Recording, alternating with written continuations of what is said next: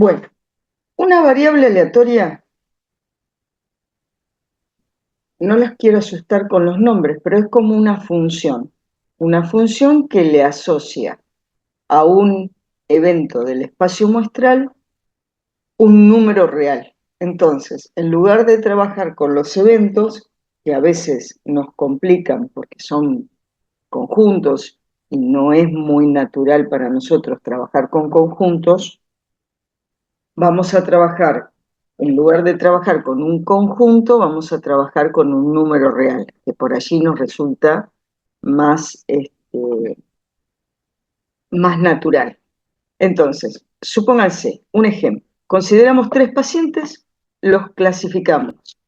Si miramos el espacio muestral, vamos a están sanos, el caso en que dos hay sanos y uno está enfermo, el caso en que dos, no todas las posibles combinaciones, y eso es lo que va a estar en el espacio muestral. De paso, recordamos ya en el espacio muestral era el conjunto de todos los posibles resultados de un experimento aleatorio. Entonces, acá están todos los posibles resultados. Ahora lo que decimos es, bueno, yo voy a definir mi variable.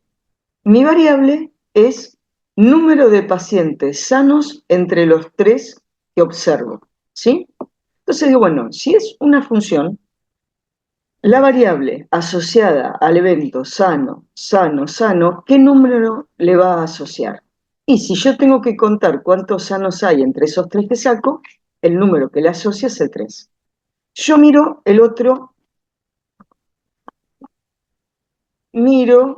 otro elemento del espacio muestral. El otro elemento del espacio muestral es enfermo, sano, sano, cuento cuántos sanos hay, le asocio el número 2. Me fijo en otro elemento del espacio muestral, enfermo, enfermo, sano, cuento cuántos sanos hay, 1. Y así con todos y cada uno de los elementos del espacio muestral. ¿Sí? ¿Se entiende lo que estoy haciendo? Sí, se entiende. Si ahí, por Sí, ejemplo, diría, sea X número de pacientes enfermos, sí, contaríamos los enfermos de exacto. cada X, ¿no? Entonces, acá a este que es sano, sano, sano, le asociaríamos el número Cero. 0. Al Bien, enfermo sano, sano, le asociaríamos el número 1. uno. ¿Está bien? Hecho, Bien, sí, exactamente. O sea, yo cuento de acuerdo a cómo defino mi variable, el elemento que tengo.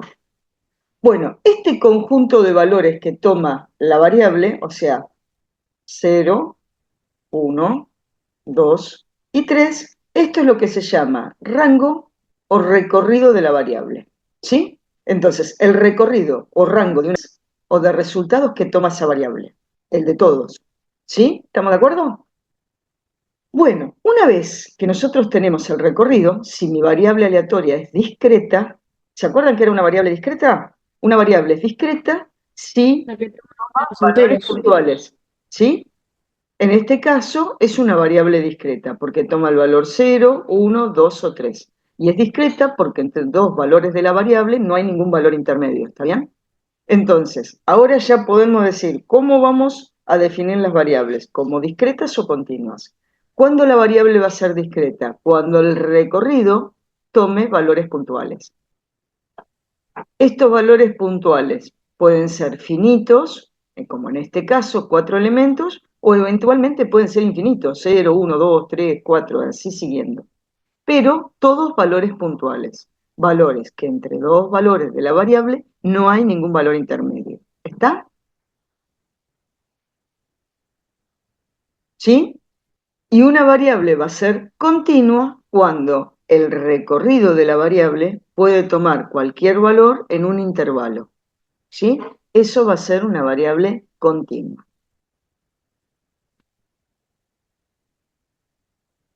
Bueno, para las variables discretas, entonces, lo que se hace es una distribución de probabilidades. Entonces, hago un cuadrito donde acá voy a poner los valores que toma la variable y acá voy a tomar o voy a calcular qué probabilidad tengo de que la variable tome ese valor. Es decir, Por ejemplo, ¿qué probabilidad tengo que entre 3 personas que yo elijo al azar no haya ninguno sano? ¿Qué probabilidad tengo de que entre 3 personas que elijo al azar haya nada más que una persona sana? Y así para cada uno de los valores de la variable.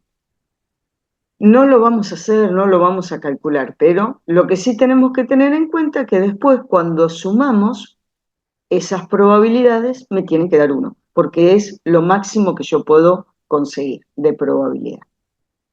Bueno, hasta ahí nada más cómo se manejan las variables discretas. Y no vamos a hacer ejercicios de este tipo, solamente quiero que entiendan qué es una variable discreta y qué elementos son los que tenemos que tener en cuenta. Tenemos que tener en cuenta el recorrido que tiene la variable y la probabilidad que tenemos de asumir cada uno de esos valores de la variable. ¿Qué propiedades tienen las variables aleatorias? Bueno, que si yo sumo variables aleatorias discretas, el resultado me va a dar una variable aleatoria discreta.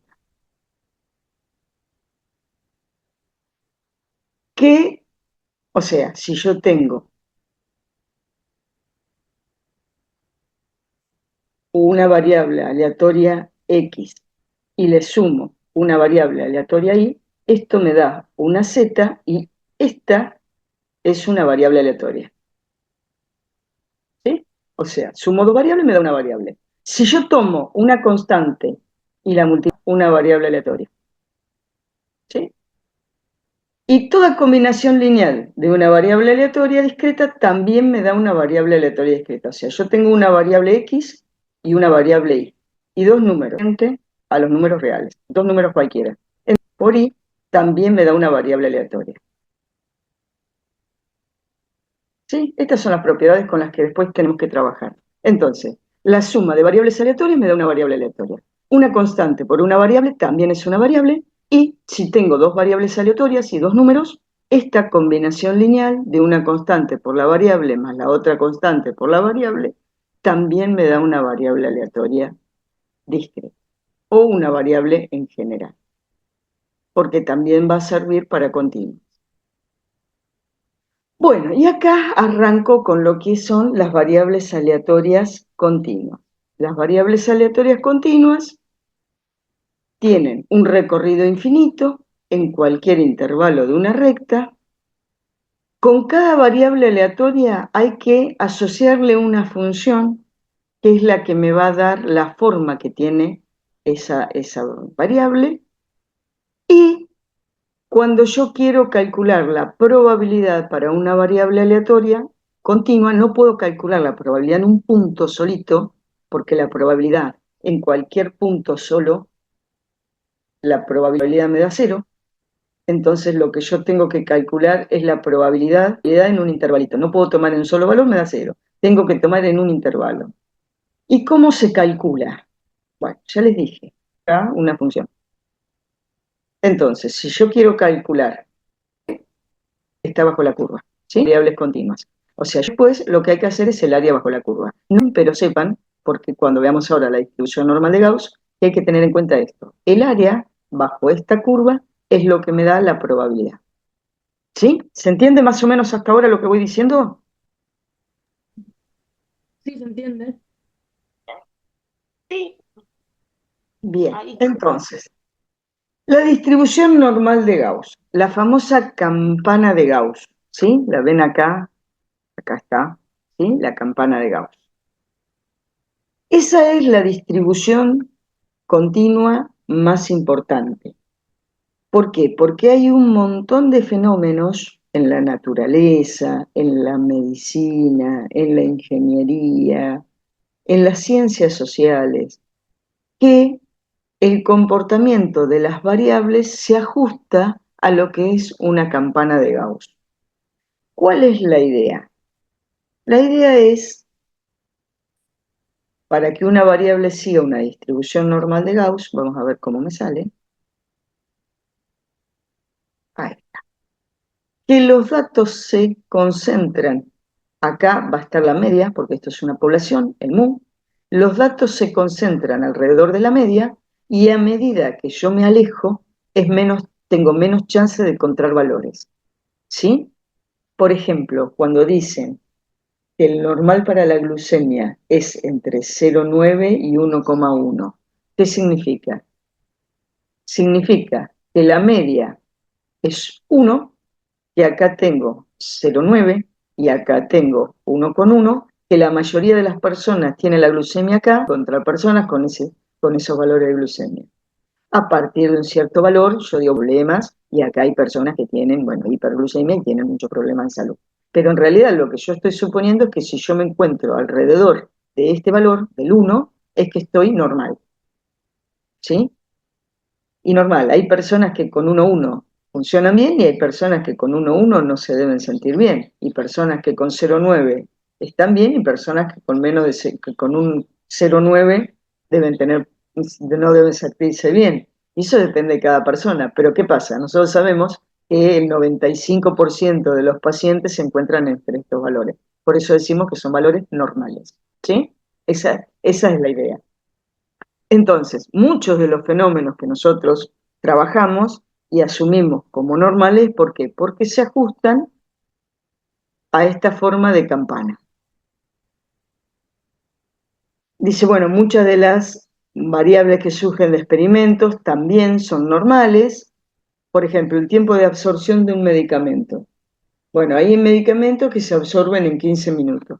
Y vamos a ver que la mayoría de las personas lo absorben en un tiempo que, si esto fueran 15 minutos, la mayoría lo absorbe acá. Y hay pocas personas que lo absorben en mayor cantidad de tiempo y hay otras pocas personas que lo absorben en una cantidad más chiquita de tiempo, ¿sí? Una cantidad menor de tiempo. Hay otras variables que, si bien no son enteramente normales, se pueden aproximar a una distribución normal. Y hay otras que no son normales, pero esos datos, si yo les hago algún tipo de transformación, o sea, por ejemplo, si en lugar de trabajar con el dato crudo, trabajo con el logaritmo de los datos. Y bueno, ese logaritmo de los datos se ajusta a un modelo normal. ¿Por qué nos interesa tanto que las variables sean normales? Porque si las variables son normales, podemos hacer muchos test estadísticos. Y hay otros test de estadística que, si no son normales, no se pueden aplicar. Y entonces ahí tenemos problemas. ¿Hasta acá? ¿Se entiende? Sí, se entiende. Bastante nuevo todo, pero se entiende. Se entiende. Bueno, vamos. Bueno, la curva normal de Gauss. Nada más que para tener una idea de lo que estamos hablando, y esto realmente no es lo más importante, pero para que tengamos en cuenta. Bueno, este valor es la media de la población. La curva, no te borres, la curva se pega, este es el eje X, se pega al eje X, pero no lo toca ni lo corta nunca. Eso se llama que es asintótica al eje de las X. Que se pega, pero no lo toca ni lo corta. Y el recorrido viene desde menos infinito y llega hasta más infinito, ¿sí? Es una curva larga, larga, larga, larga. Es una curva simétrica, acá en la media está lo que se llama el eje de simetría, ¿sí? Ah, no me quedó muy derecho, pero... Entonces, este eje de simetría hace espejo. Entonces, lo mismo que pasa acá, pasa de este lado. El área bajo toda esta curva vale 1, ¿sí? ¿Por qué? Porque acuérdense que dijimos que la probabilidad se medía como el área bajo la curva. Bueno, el área bajo toda la curva vale 1. Si es simétrica, acá en la media, en de probabilidad, 5 de probabilidad. A partir del eje de simetría, que es el eje que corta donde está la media de la población. Como es simétrica, entonces la media es igual a la mediana y es igual a la moda, ¿sí? Los tres valores son iguales. ¿Por qué? Porque la curva es simétrica. ¿Se acuerdan que había una propiedad que decía que si la media era igual a la mediana y era igual a la moda, entonces la curva era simétrica? Y del otro lado también valía lo mismo. Bueno, la distribución normal es simétrica, es asintótica. Y acá, esto es interesante porque la curva normal de Gauss no es única. Cuando yo digo que una variable sigue una distribución normal, lo escribo de esta manera. Digo, la variable x sigue una distribución normal con una media mu y una varianza sigma cuadrado. Mu es la media, sigma cuadrado es la varianza. Nosotros sabemos que sigma cuadrado tiene que ser siempre mayor que 0. ¿Sí? Mayor o igual cuando es constante. Si fuera constante no es normal. Entonces, siempre la varianza es más grande que 0. Y la media es la media de la población. Entonces, las curvas normales de Gauss, no hay una única curva normal de Gauss. Yo le puedo dar cualquier valor a la media y le puedo dar cualquier valor mayor que 0 a la varianza. Entonces, en definitiva, hay infinitas curvas normales. ¿Sí? Eso es lo que tenemos que tener en cuenta. Existen infinitas curvas normales. Mire, la media me dice dónde está ubicada la curva y la varianza me dice qué forma tiene la curva. O sea, acá está.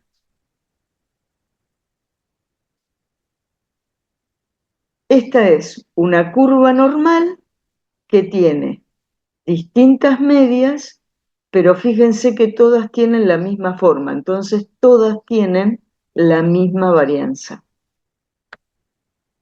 Esta sería una normal con una media mu sub 1 y una varianza que tiene otra varianza que esta. Y esta es otra normal que tiene otra media y que tiene la misma varianza. ¿Sí? ¿Por qué? Porque fíjense, están ubicadas en distintos lugares, o sea, el eje de simetría, este está plantado en mu sub 1, este está plantado en mu sub 2, este está plantado en mu sub 3. Tienen distintas medias, pero tienen la misma forma, o sea, tienen la misma varianza. Y la que sigue, esta es una curva normal de Gauss, son dos curvas que tienen, la misma media, pero esta tiene una varianza y esta tiene otra varianza. ¿Sí? ¿Por qué? Porque les da distinta forma. Por allí esto no lo... A ver, vamos a mirarlo.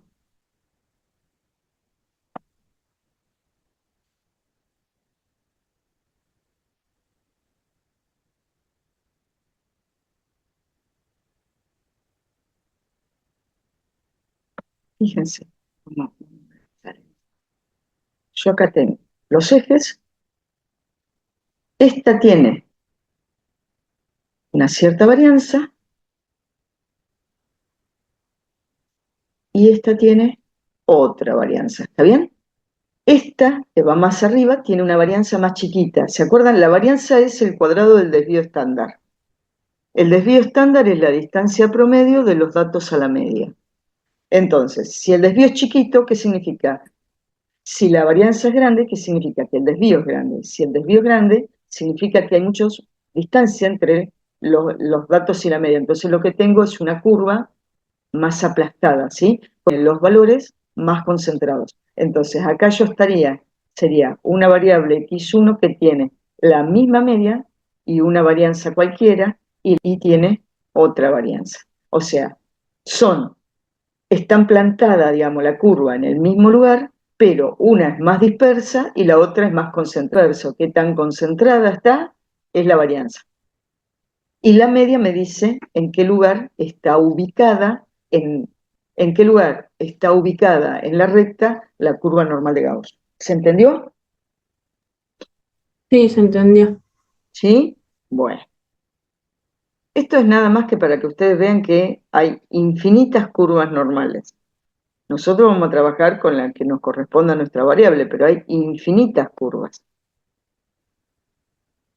Bueno, ¿cuáles las características principales? Que el área total bajo la curva siempre vale 1 y que la probabilidad se calcula haciendo el área bajo la curva y solamente para intervalos. Bueno, y una característica importante es que yo tengo mi curva normal de Gauss. Vamos a ver.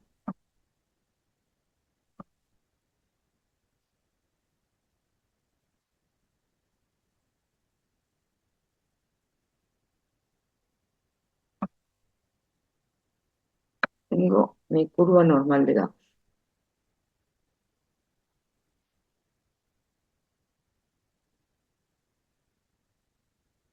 ¿Sí? Acá está la media. Bueno,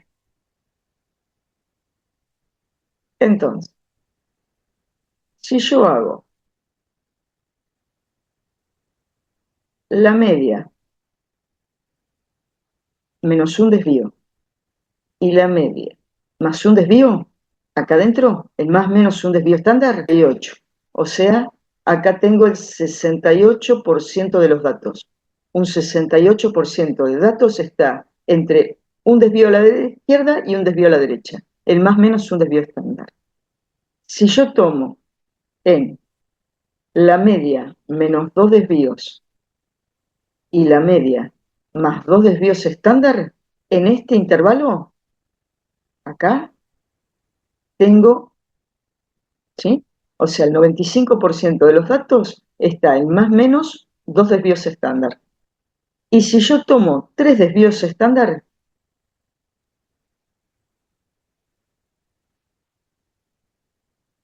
en más o menos tres desvíos tengo el 99,74% de los datos. O sea, lo que me queda afuera de tres desvíos estándar es prácticamente despreciable. O sea, casi cero. No es cero, lo que quedaría acá afuera, acá. Y lo que queda acá, 26% de probabilidad. ¿Está bien? Profe, Esto siempre, es en todas las distribuciones normales pasa eso, sea cual sea la media y sea cual sea la varianza. siempre son ¿Sí? esos números que van, ¿no? Siempre son esos números. O sea, la probabilidad de que X se encuentre entre la media y 68, la probabilidad de desvíos, no sé qué estoy tocando y aparece esto, pero bueno, vamos a seguir. La media más dos desvíos, esto siempre es 0,95. ¿Sí? Y la probabilidad de estar entre menos tres desvíos, bien, me está boicoteando hoy la tecnología, y la media más tres desvíos, esto es 0, para cualquier distribución normal con la que nosotros estemos trabajando. ¿Sí? Entonces fíjense qué importante es si una variable sigue una distribución normal, si yo sé si está a más de un desvío, dos desvíos, tres desvíos, entonces yo ya sé qué tan probable es que pase un valor de esos. O sea, si está dentro del 0,68, si está o si me da un valor que es muy alejado. Por ejemplo, un valor que esté a más de tres desvíos estándar es lo que habíamos visto como valores atípicos, outliers, ¿sí? O sea, son valores realmente muy raros que pasan. Bueno. Hay una curva normal que tiene el nombre especial de la curva normal de Gauss, o la curva estandarizada, la normal estándar de Gauss. Y esa es una variable que tenga una media 0 y un desvío igual a 1. Esa es la llamada normal estándar. ¿Por qué era la normal estándar? Bueno, ahora ya con las aplicaciones no hay inconvenientes. Pero antes, y no hace tanto tiempo, la única manera que teníamos para calcular probabilidades para una curva normal era usando las tablas. Había tablas de distribución normal, pero había una sola tabla, que era la normal estándar, la que tiene media 0 y varianza 1. Entonces, cualquier, cualquier curva normal, nosotros la teníamos que llevar a una normal estándar. Entonces lo que teníamos que hacer era restarle a la variable, le restábamos la media y la dividíamos por el desvío. Y entonces eso nos decía a cuántos desvíos estándar de la media estaba ese valor X con el que estoy trabajando. Y entonces podíamos hacer lo que vimos recién, si ese valor estaba muy alejado de la media o estaba poco alejado de la media, si era un valor raro o era un valor bastante normal. No nos vamos a detener mucho en eso porque ya no tiene sentido, con la aplicación ya lo podemos calcular las probabilidades de manera directa. Bueno, y acá teníamos un ejemplo que dice, la aplicación con la que íbamos a trabajar, vamos a mirar acá para que la escriban bien, no sé si ya la bajaron, la distribución está en el Play Store o para iPhone también, así que no hay problema. Esta se llama Probability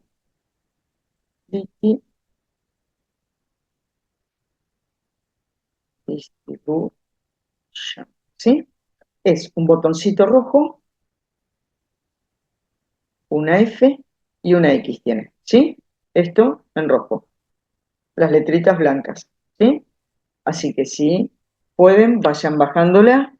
Es una aplicación gratuita y que no tiene, no pesa mucho, así que, y bueno, y después la van a borrar, no hay problema. Bueno, dice, el peso de los bebés al nacer sigue una distribución normal con una media de 3,225 kilos, o lo que serían 3.225 gramos, y un desvío estándar de 125 gramos. Dice, ¿cuál es la probabilidad de que un bebé cuando nace pese más de 3.500 gramos, o sea, pese más de 3 kilos y medio? Entonces, ¿cómo lo resolvemos?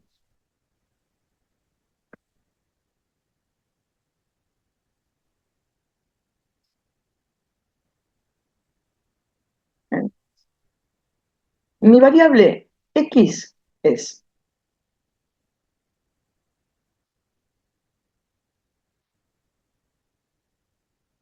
peso de los bebés al nacer. Me dice que esta variable X es de 3.225 y una varianza, un desvío, el desvío era de 125. eso, 125. ¿Sí? Ay, 125 gramos. Acá, de 125 gramos, esto es el desvío. Siempre se escribe la varianza, porque los parámetros de la distribución son la media y la varianza. Después se usa el desvío para todo, pero en cómo se escribe la variable, se escribe como la media y la varianza. Entonces yo quiero la probabilidad que un bebé, cuando nazca, pese más de 3.500 gramos. Entonces, hacemos el dibujito.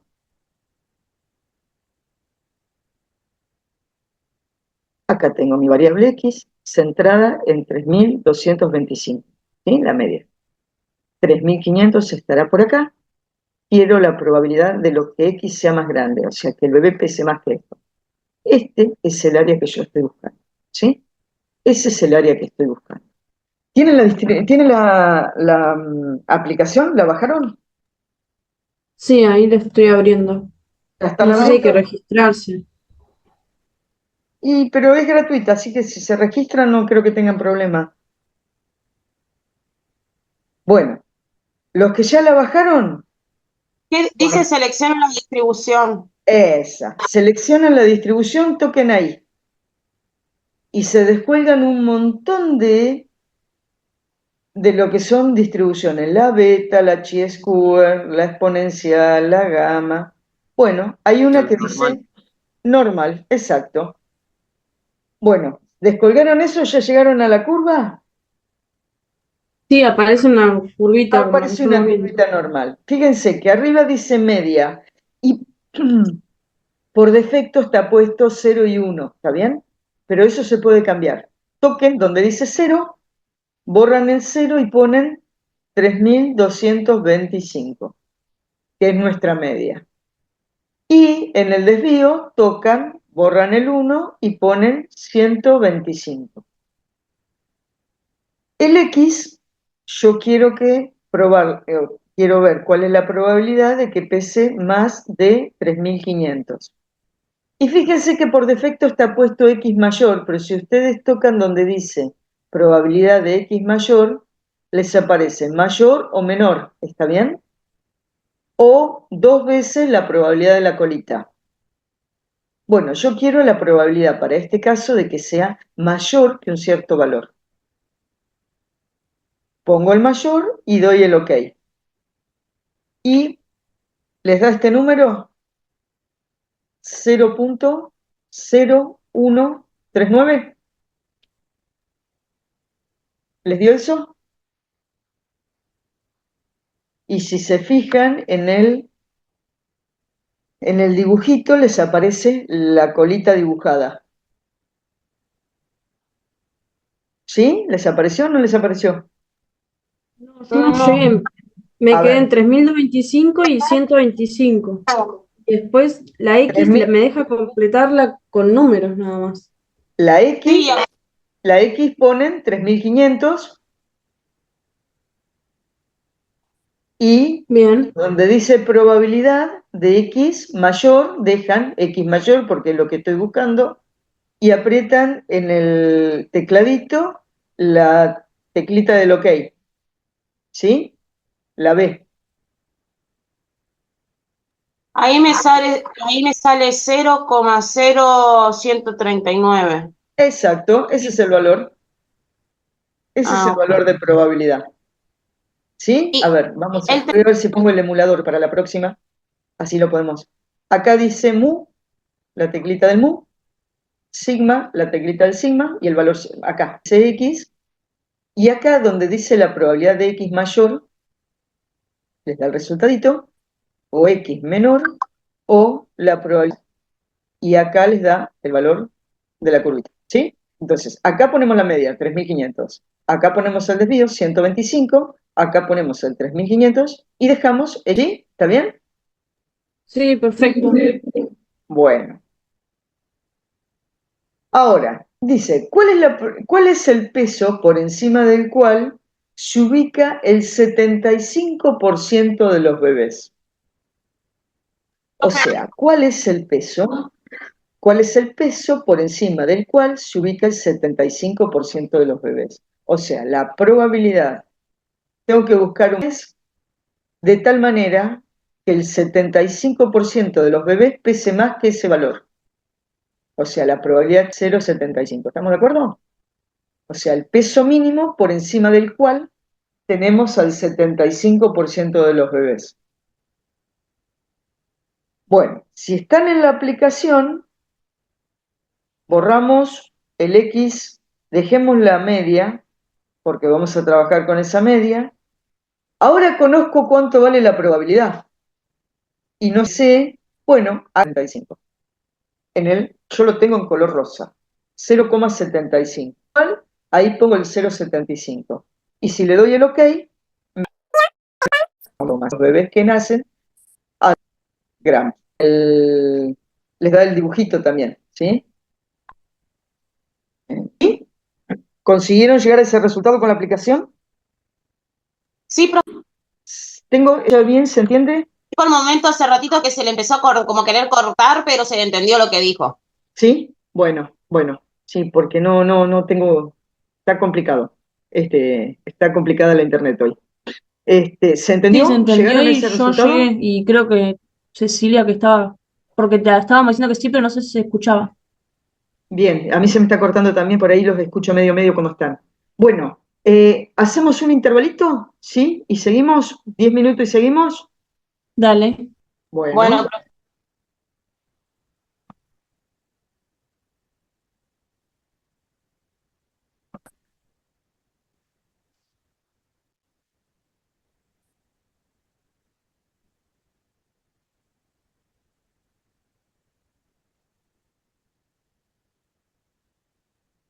Bueno, acá tienen escrito cómo se resolvió el ejercicio a mano y si no, con la con la aplicación. No le den demasiada importancia porque acá lo que hicimos fue la estandarización y todo lo demás. Directamente vamos a ir a la aplicación y lo vamos a calcular con la aplicación. Bueno, y acá se terminó entonces esta parte. Y vamos a arrancar, a ver si ahí mejoramos, vamos a arrancar con la otra parte de la materia que es la parte de estadística inferencial. Vamos a cerrar esto. Esa todavía no está subida, profe. No, Me no, no, decía. no, no está subida. No, no, no, no. Esto fue la clase de hoy, no está subida, la vamos a subir entre mañana y pasado. ¿Sí? Lo que acaba de dar usted sí estaba subido porque yo imprimo todo y estaba. Yo lo tengo Eso, impreso. eso estaba subido. Entonces, ahora lo que vamos a hacer, por allí no sé si va a estar subido, si no, lo volvemos a subir. Lo vamos a subir, ya les digo, entre mañana y pasado. Bueno, estimación de parámetros.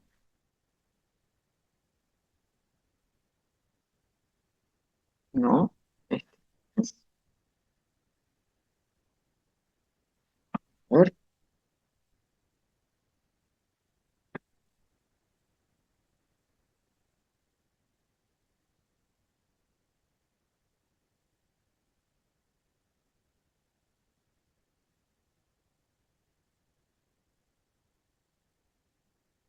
Igualmente, esto no entra en el segundo parcial, ¿sí?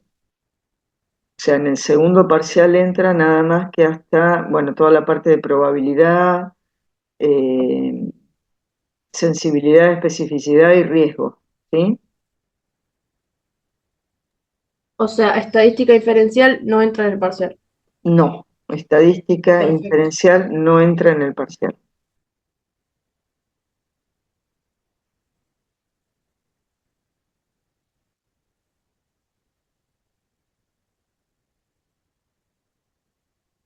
A ver, no puedo encontrar, denme un segundito.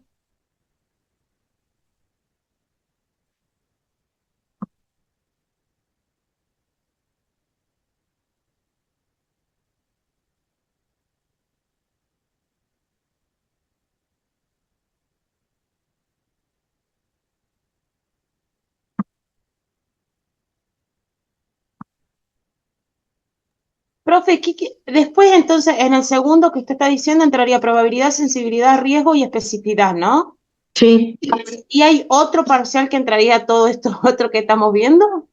eso sería el último. La idea es, ustedes aprueban el segundo parcial, cuando terminamos el cuatrimestre, en 15 días, 20 días, rendimos ese, o sea, si rinden en esa fecha, entonces les tomamos nada más que los temas que faltaron ver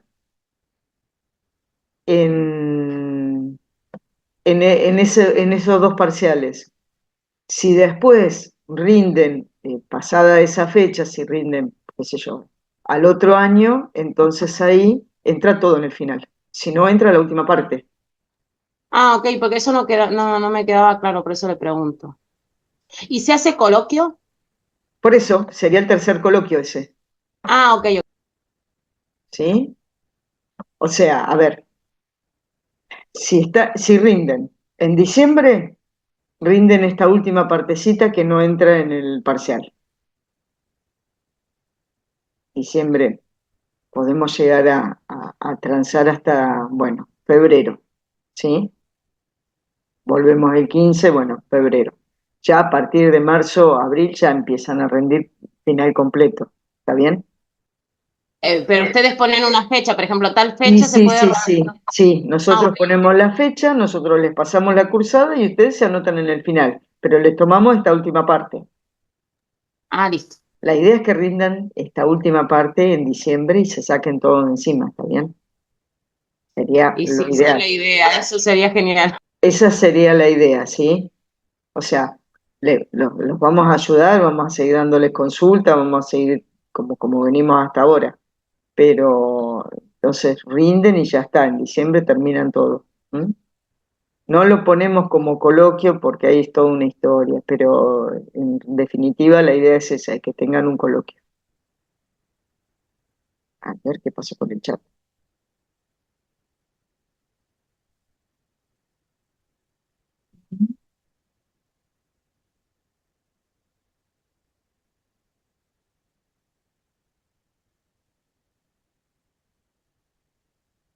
Acá tenemos, bueno, perdón, Romina, charlamos a ver cómo podemos hacer para que vos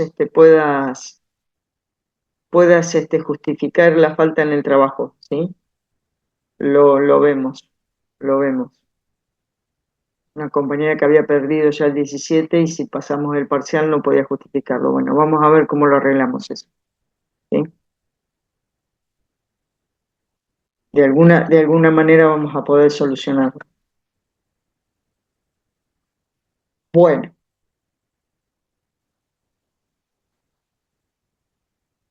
algunas de las cosas que vamos a ver ahora ya las vimos. Vamos a hacer un refresque de memoria, ¿sí? Ah, un segundito, voy a cortar la imagen así no se me corta el internet.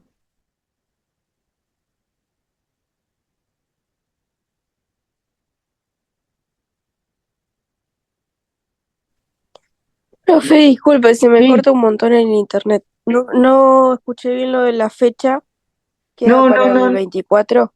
La fecha lo van a charlar bien ahora con Adrián, pero la intención era Ah, bien, correrles una semana el parcial, porque como corrimos una bien. semana el recuperatorio, correrles una semana el parcial para que tengan un poquito más de tiempo.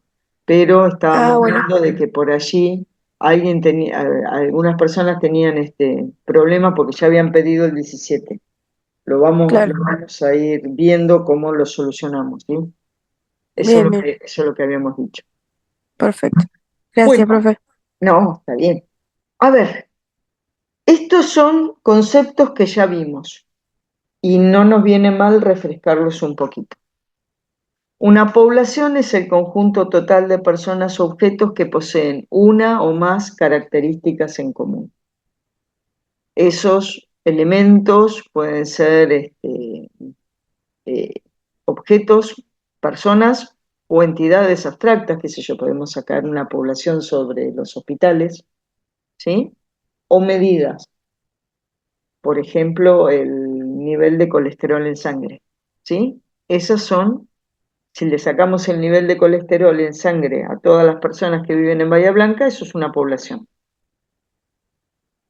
Si queremos estudiar el colesterol en las personas que viven en Bahía Blanca. Si queremos estudiar el nivel de colesterol de las personas que viven en Argentina y tomamos únicamente Bahía Blanca, eso no es una población, ¿sí?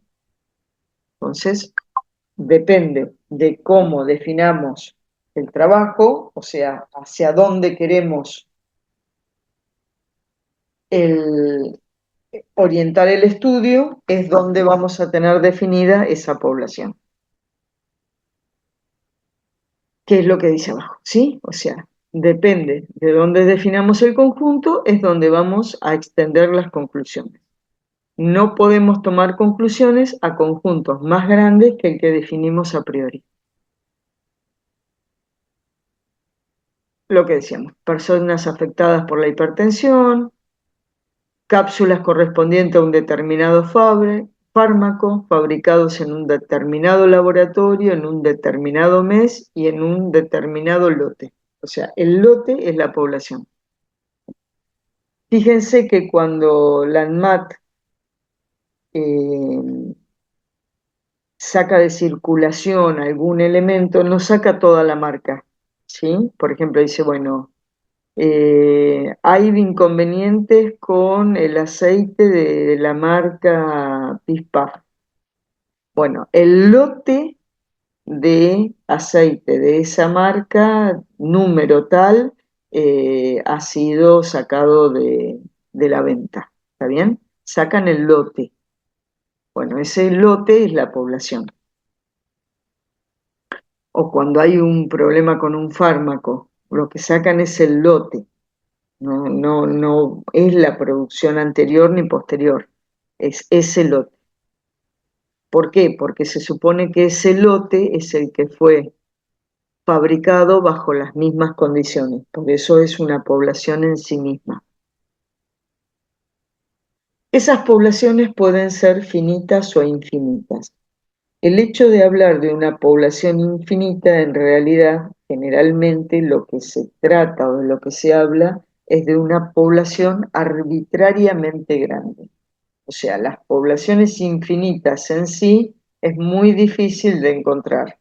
En general, cuando uno habla de una población infinita, se está refiriendo a una población arbitrariamente grande. Cuando uno habla de la ciudad de Bahía Blanca, entonces los estudios, todos los test que se hacen bajo la suposición que la población es infinita, o sea, una población arbitrariamente grande. ¿Qué son las muestras? Bueno, las muestras son subconjuntos de la población que si esa muestra mantiene las mismas características de la población que le da origen, entonces se dice que la muestra es representativa. O sea, una muestra representativa es una muestra que tiene las mismas características que la población que le da origen. Por eso es muy importante cuando uno toma la muestra para hacer un estudio, porque si esa muestra no es representativa, cualquier resultado que nosotros obtenemos a partir de esa muestra no es válido. Y no es válido porque esa muestra no es representativa de la población. ¿Hasta ahí estamos? Sí, pero Sí, Vamos. ¿Por qué se debe muestrear? Bueno, las muestras se estudian. ¿Por qué? Porque es más rápido trabajar con una muestra que trabajar con toda una población, ¿sí? O sea, el ejemplo, cuando uno testea una nueva vacuna, lo que hace es trabajar con una muestra, entonces estudia un número más limitado de personas y puede obtener resultados más rápido. Hay veces que es imposible trabajar con toda la población, entonces ahí ya no tenemos chance de decir si queremos trabajar con la población o con la muestra. El tema de trabajar con una muestra es, o una población, cuando la población no es tan grande y uno pudiera, con un esfuerzo extra, poder trabajar con la población, ¿sí?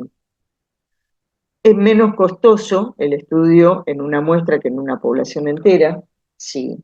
Fíjense, con algo tan simple como hacer una encuesta. Es más económico hacer una encuesta que hacer un censo, porque para hacer un censo hay que tener más cantidad de gente abocada a hacer el llenado de planillas, y después cuando hay que procesar la encuesta es más rápida que procesar un censo, trabajar con toda la población. Hay veces que directamente es imposible trabajar con la población. Con frecuencia los resultados de las muestras son más precisos que los de las poblaciones. ¿Por qué? Porque como se trabaja con menos cantidad de elementos, hay veces que se puede trabajar con elementos de mayor calidad. Por ejemplo, si uno tiene que, no sé, usar un cierto catalizador.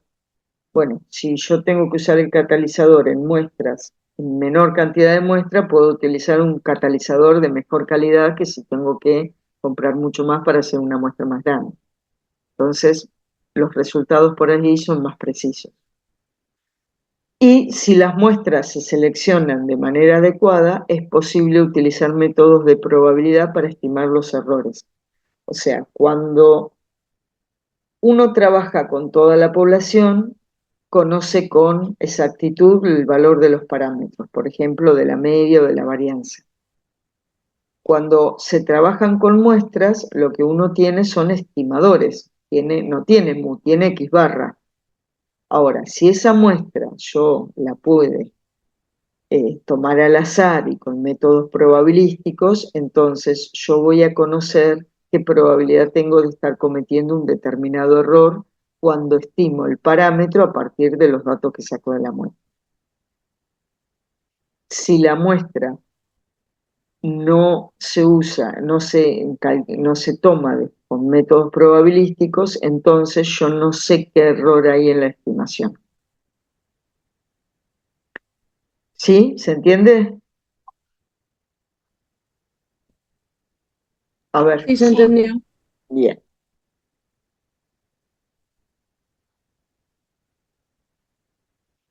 Bueno, para evitar, dice que las dificultades y los resultados estén invalidados por el sesgo, entonces, lo que decíamos recién, las muestras tienen que estar seleccionadas de forma aleatoria. ¿Qué significa que una muestra esté seleccionada de forma aleatoria? Significa que no interviene para nada la voluntad de la persona que está haciendo la encuesta. O sea, yo no elijo a quiénes voy a encuestar y a quiénes no.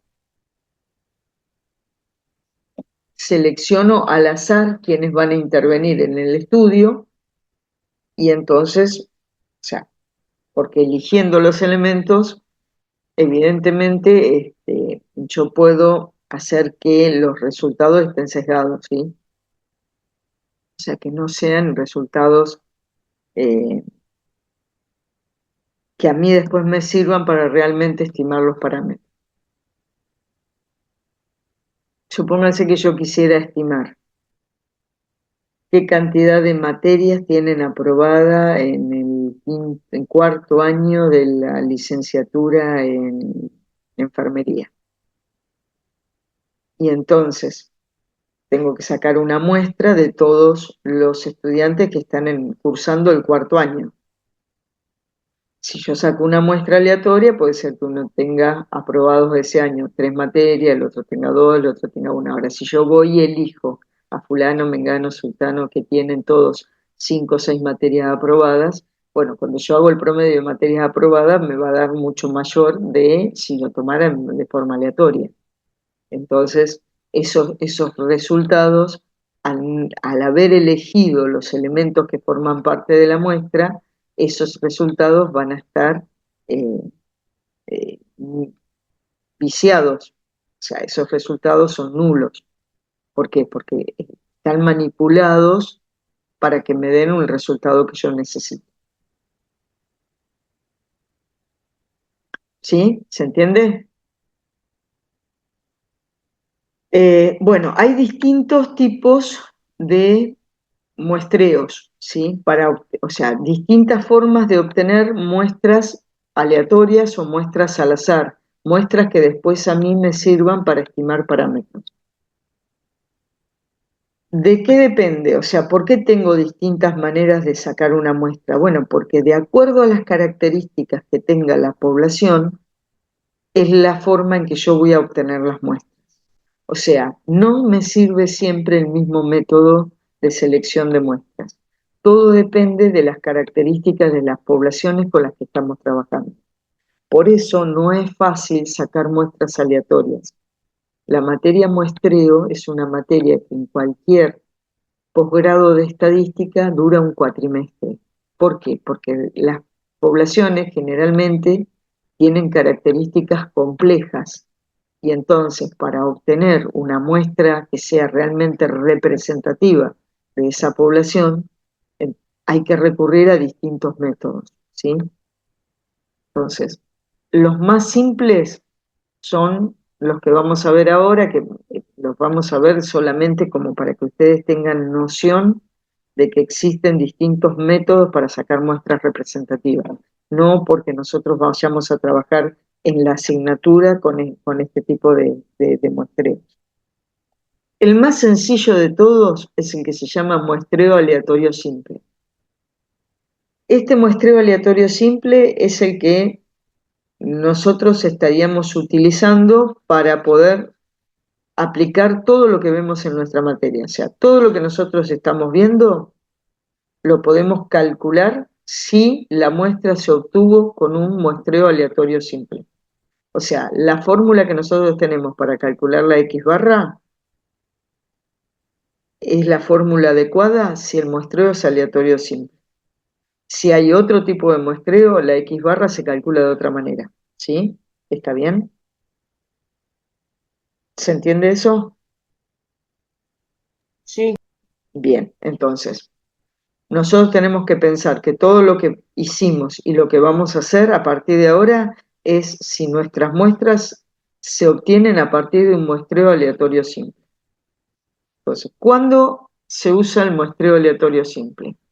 En el caso en que la población sea finita, aunque sea muy grande, cuando todos los elementos tienen la misma chance de ser elegidos.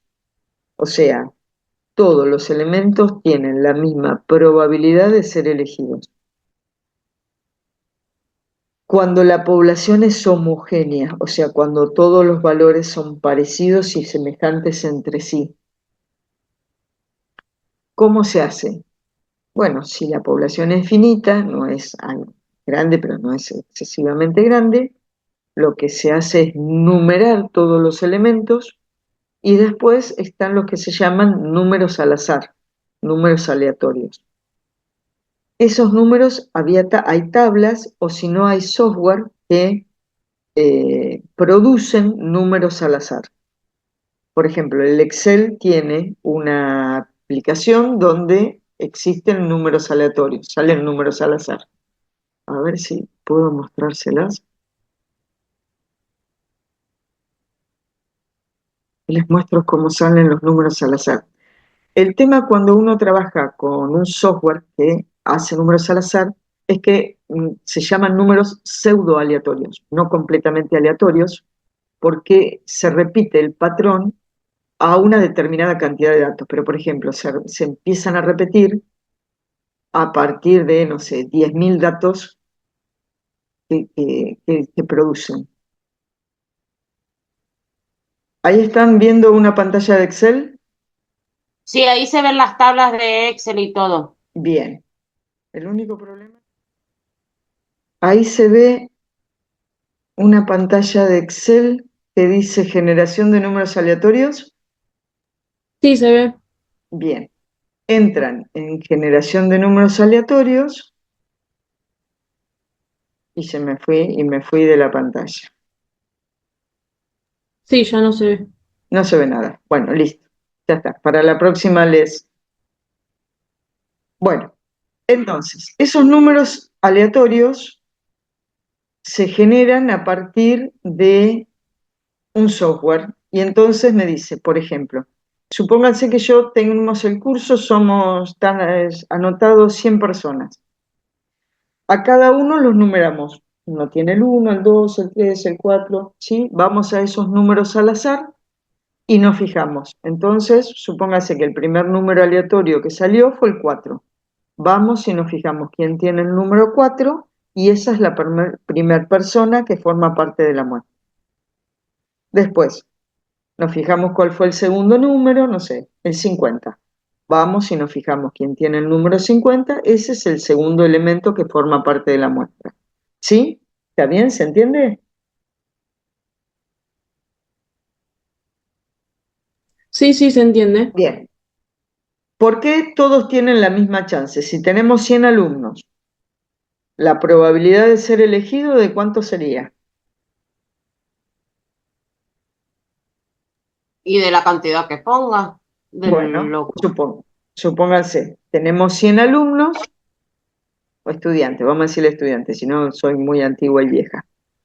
No se le dice más alumnos, se le dice estudiante. Tenemos 100 estudiantes en el curso. La probabilidad que tiene cada uno de los estudiantes de que yo los elija para formar la muestra es 1 en 100. ¿Estamos de acuerdo? Un caso favorable en los 100 casos posibles. Y cada uno de los estudiantes tiene esa misma chance, 1 en 100 de ser elegido.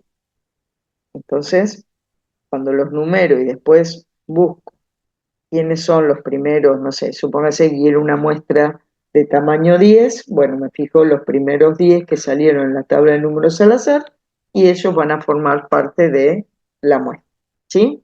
Esa sería más o menos la mecánica con la que se trabaja.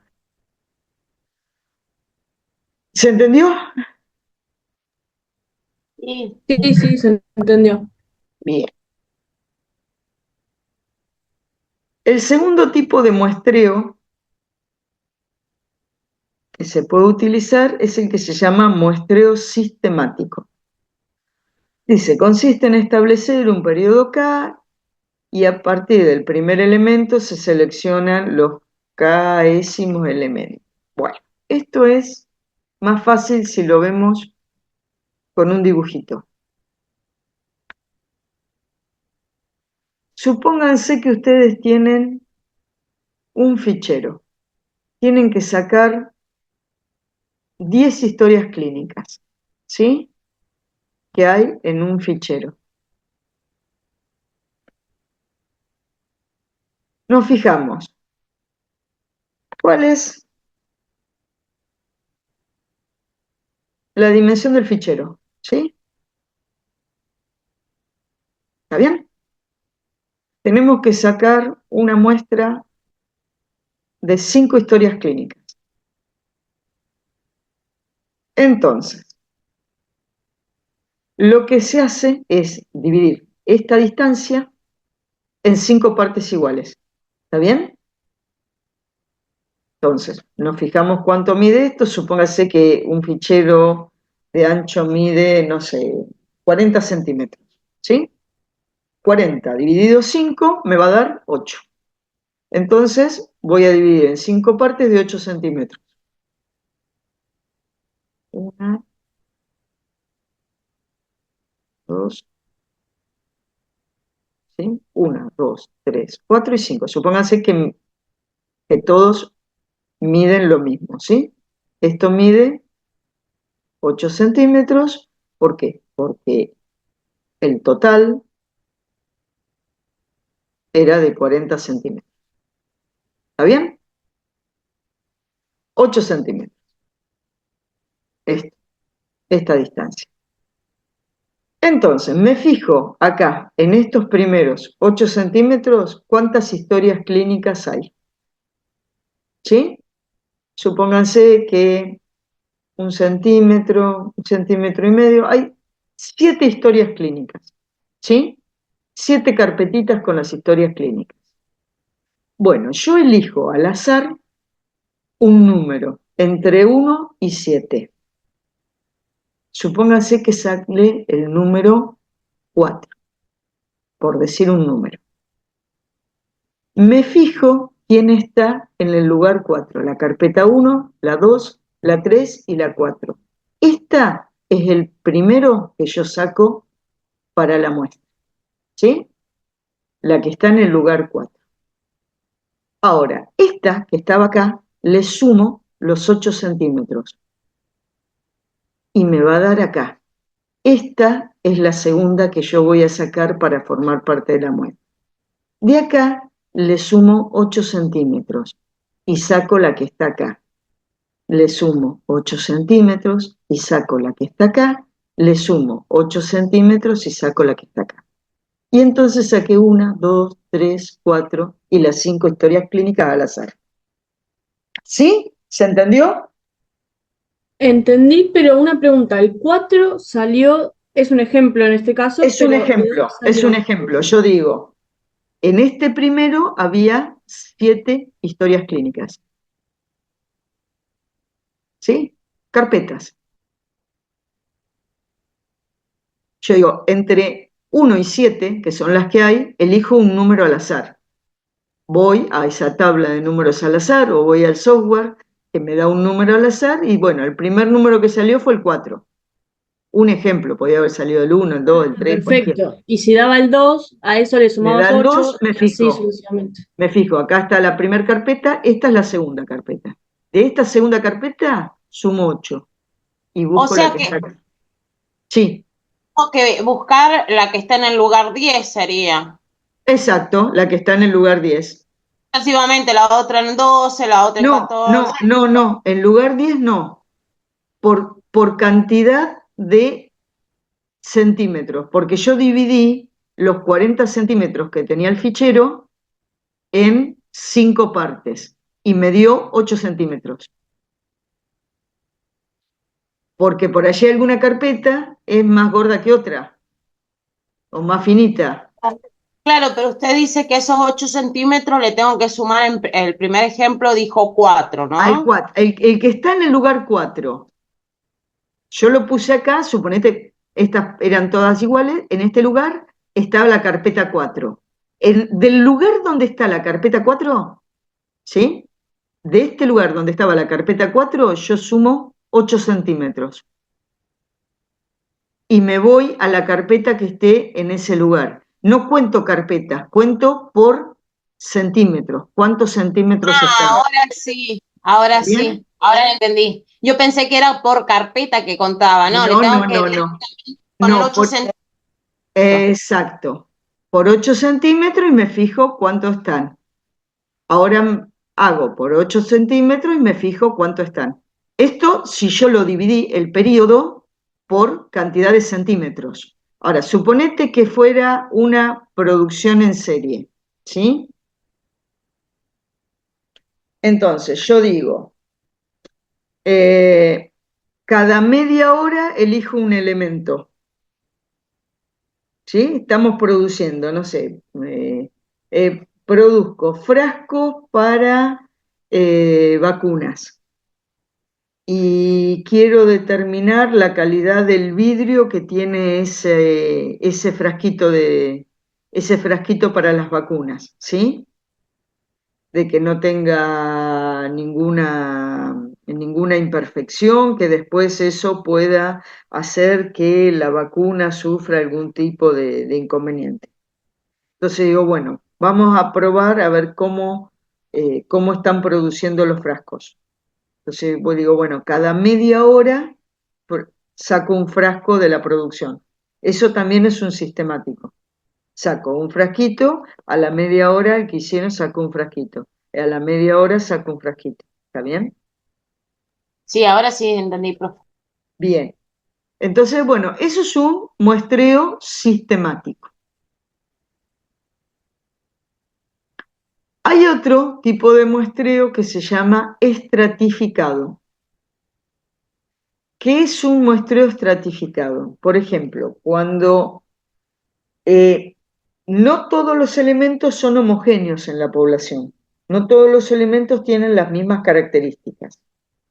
Supónganse que yo quiero saber cuál es el gasto mensual en salud de una familia de Bahía Blanca.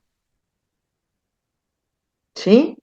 El gasto promedio en salud en una familia en Bahía Blanca. Bueno, no todos tenemos los mismos gastos en salud, ¿sí? Depende de qué, bueno, depende de muchas cosas. Por ejemplo, depende de los ingresos de esa familia. Entonces, lo que se hace, no, ¿qué te hace? Entonces, yo lo que digo, bueno, vamos a dividir la ciudad, ¿sí? Por los niveles de ingreso.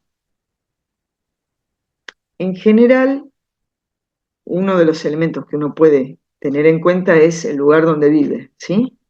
Entonces digo, bueno, tomo la ciudad y la voy a dividir.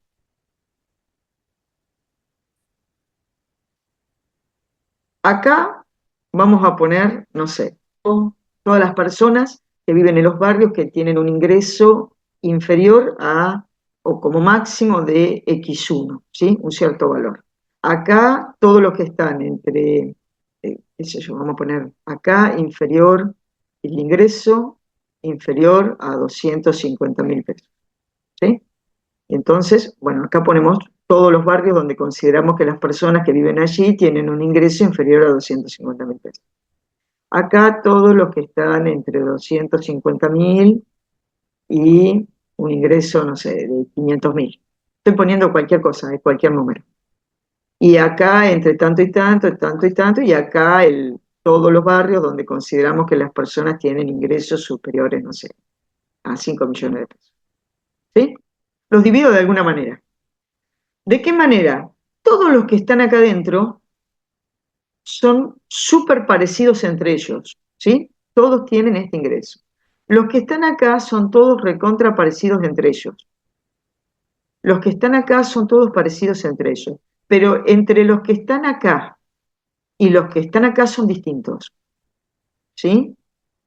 O sea, tomamos un estrato, se llama, donde adentro del estrato son parecidos, pero entre estratos son distintos, ¿sí? O sea, adentro del estrato lo más parecido y de un estrato a otro lo más distintos posible. Entonces, si yo tengo toda una población de tamaño N grande, acá voy a tener una subpoblación N1. Acá tengo una cantidad de N2, acá tengo una cantidad, no sé, en cuánto los dividí. Supónganse que los dividí en 5. Entonces, la población total son los de acá, más los de acá, más los de acá, más los de acá, más N5. ¿Está bien? Y ahora yo quiero sacar una muestra, N chiquita.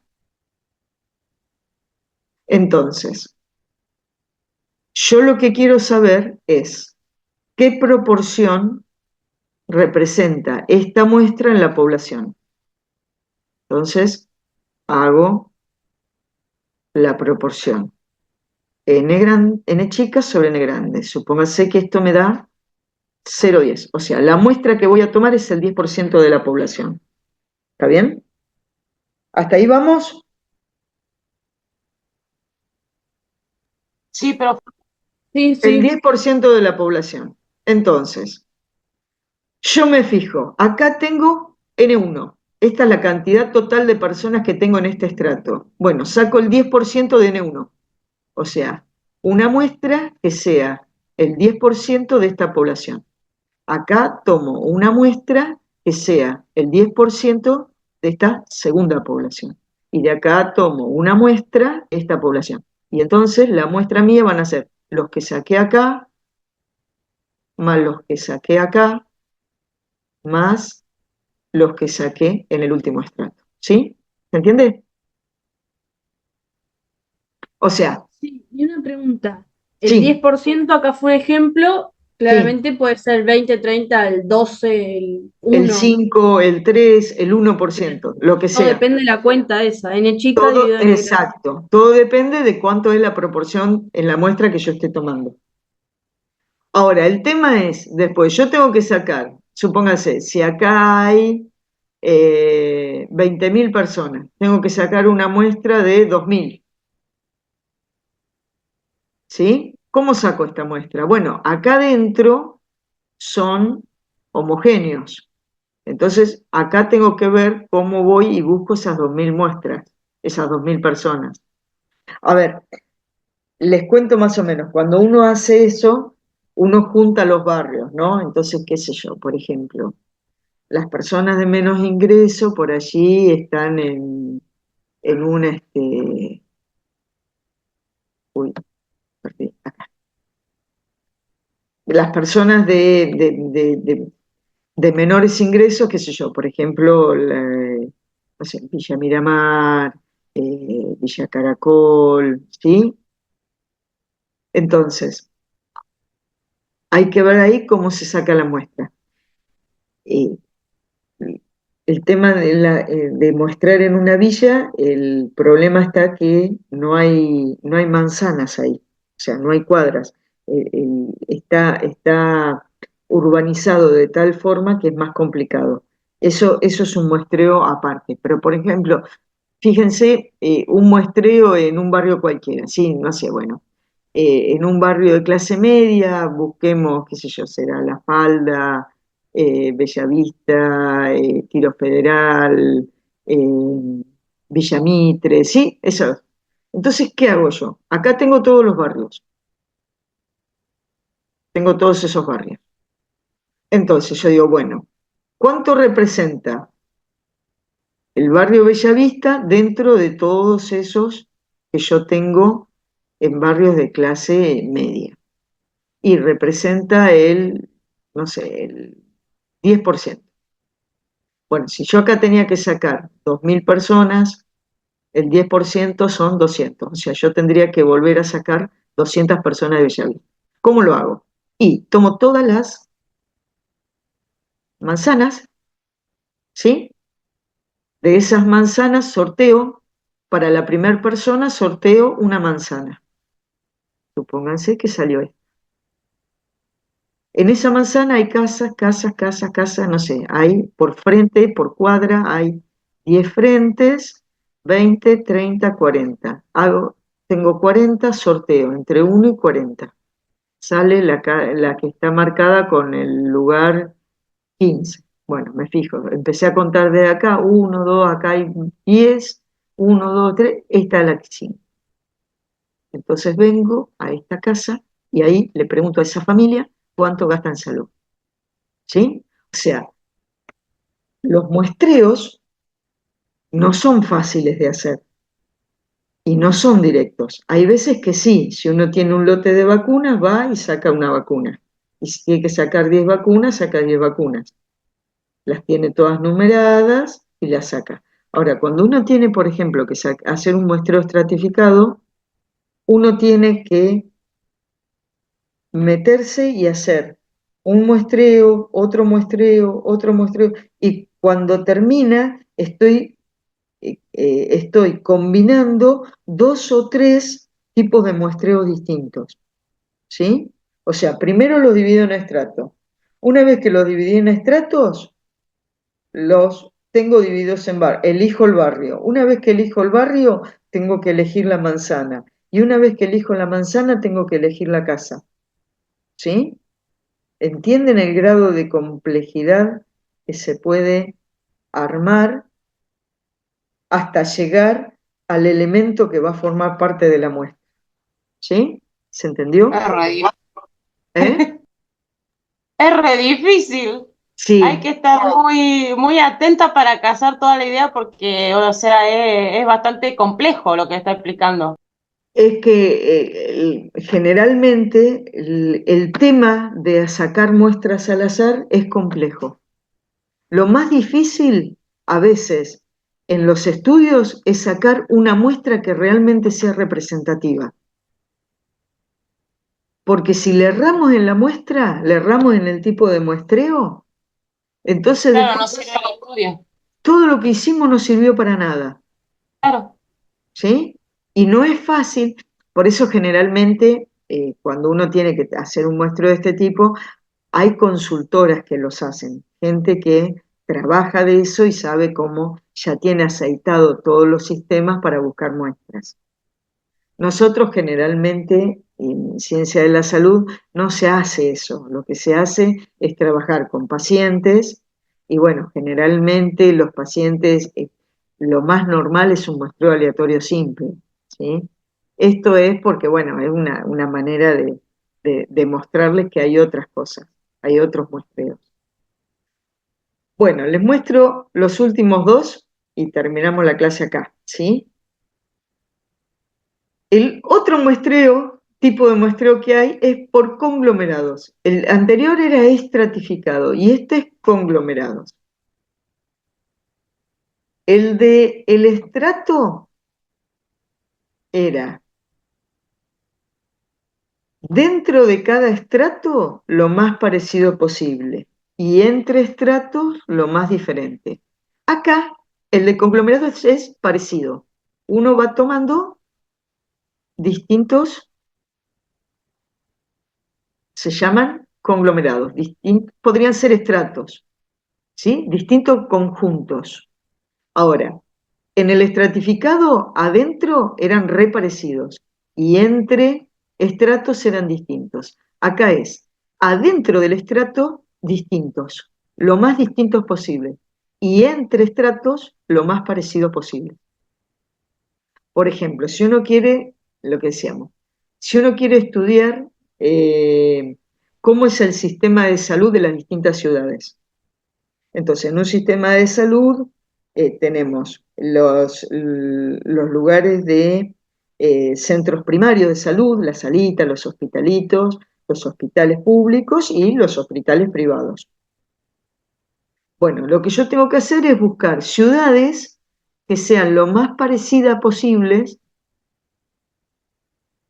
en esos sistemas de salud. Por ejemplo, Bahía Blanca. Bahía Blanca tiene salas médicas, tiene hospitalitos, tiene hospitales públicos y tiene hospitales privados. Bueno, me fijo otra ciudad que sea parecida a Bahía Blanca, en ese sentido, que tenga más o menos la misma distribución. Entonces, adentro de la ciudad, los lugares de salud son distintos, no es lo mismo la salita médica que un hospitalito, no es lo mismo un hospitalito que un hospital público, no es lo mismo un hospital público que un hospital privado, ¿sí? Entonces, adentro son muy distintos entre ellos, pero entre ciudades son parecidas. Por ejemplo, no sé, parecido a Bahía Blanca, una ciudad más o menos de 300 y pico mil habitantes, podría llegar a ser, no sé, qué sé yo, Santa Fe Capital, por decir, una ciudad. Por allí son más o menos parecidas, con la misma actividad eh, centrada en un centro industrial y rodeada de una zona agrícola-ganadera, ¿sí? Bueno, y de esa manera yo voy buscando ciudades que sean parecidas y adentro distintas. Y entonces, de todas las ciudades que encuentro parecidas, elijo de forma aleatoria, les otorgo un número a cada una y de manera aleatoria elijo la cantidad de ciudades que yo voy a tomar para la muestra. ¿Sí? ¿Se entiende la Sí. diferencia? Eso.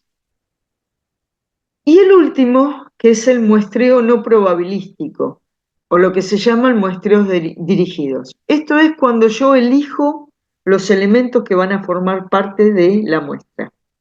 Estos no son los muestreos al azar. Estos muestreos se hacen porque a mí me interesa estudiar un lugar o lugares en particular. Pero las conclusiones que voy a sacar con esa muestra no la puedo extrapolar a toda la población. ¿Por qué? Porque yo elegí a priori cuáles eran los elementos. Ahí lo único que yo puedo hacer es un estudio descriptivo. Yo puedo describir cómo son. Pero, por ejemplo, si tengo que estimar un promedio, ese promedio no me sirve para después estimarlo a toda la población. ¿Está bien? O sea, me sirve nada más que para tener una noción de lo que estoy pasando, me sirve para saber descriptivamente, por ejemplo, supóngase que estoy hablando, sí, de los hospitales en Bahía, y yo digo, bueno, no, yo quiero sí o sí que el Hospital Pena esté dentro de la muestra. Bueno, lo elijo, pero al haber elegido, después cuando yo quiera sacar, por ejemplo, el número promedio de camas ocupadas por mes, no me sirve el promedio que calcule usando el Hospital Pena porque yo lo elegí de forma arbitraria. Si yo hubiera hecho un muestreo, hubiera elegido al azar y hubiera salido el Hospital Pena, entonces sí me sirve. ¿Sí? ¿Se entiende? Sí, sí se entiende. O sea que no sirve, solamente para descriptiva sirve esto. Sirve para describir cuál es la situación, para decir, Claro. bueno, qué sé yo, en el mes pasado hubo de las, no sé, 5.000 camas que hay entre todos los hospitales en Bahía, hubo ocupadas el 45%. Pero eso es una descripción. Yo no puedo Claro, claro. decir el número promedio de camas ocupadas es de 25 para todos los julios de todos los años, ¿sí? O por ejemplo, el número promedio de camas ocupadas en terapias intensivas en su momento por COVID. Si yo elegía el hospital, ese promedio que sacaba no lo podía extrapolar a todo. No puedo decir que el número promedio en Bahía, de los hospitales de Bahía que estaban ocupados era de, no sé, el 80% o el 90%, ¿sí? O la proporción de camas era el 80%, ¿sí? Puedo decir que en ese hospital había un 80% de camas ocupadas por COVID, pero nada más que eso. Sí, Sí, bueno, espero no haberles hecho demasiado lío. Esto es más que... Ha habido clases peores, digamos.